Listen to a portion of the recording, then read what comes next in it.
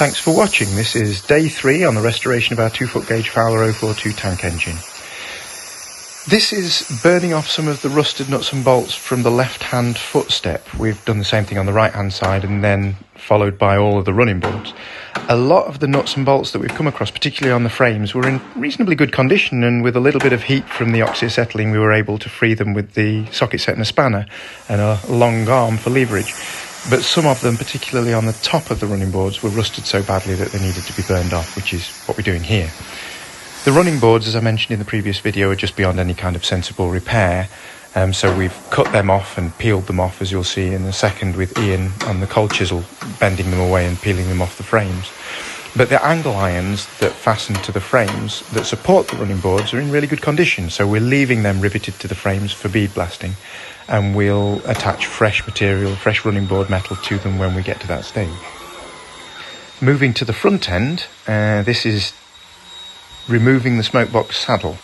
When we tried to lift it on the crane, we noticed that the rivets on the front plate were just starting to foul the oil plate. So this is Dave winding the scissors jack just to push the saddle backwards to clear that plate when we lift it. We have to make sure that we weren't pushing it into the brake hangers at the back, which is what you can see down here. And because it's cast iron, you'll see we've got a piece of wood in there to ensure that the chains don't crack the webbing. The Smokebox saddle, if you look carefully, you can see that it's got a reinforced steel plate on it with all the bolts on at the back, and the same thing on the front. It's actually cracked in a couple of places, and we've looked to notice that the frames are bent at the front, in front of the Smokebox saddle. So we think it's had quite a strong front-end impact at some point in the past, which we'll have more on in a future video.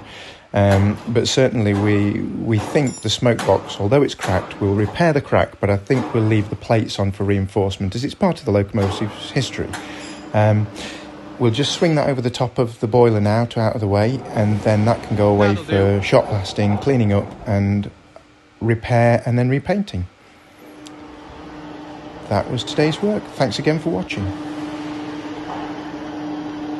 That'll do for the moat.